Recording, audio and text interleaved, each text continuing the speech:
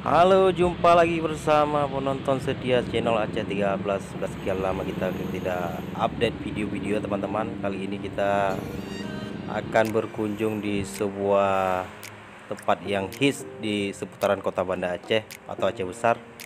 Kita menuju ke Gorengan Kaidah. Ayo teman-teman, kita lihat langsung perjalanan kita pada hari ini.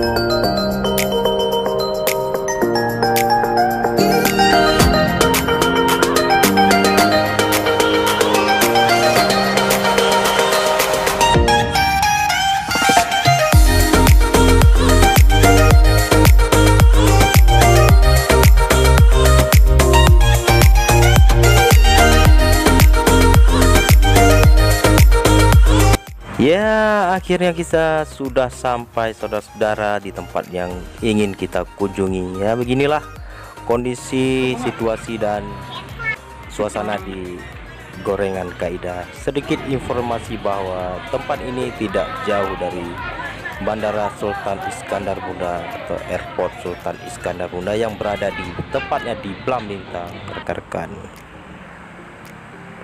Oke, malam pun sudah tiba, akhirnya kita akan pulang dan sampai bertemu di video berikutnya teman-teman.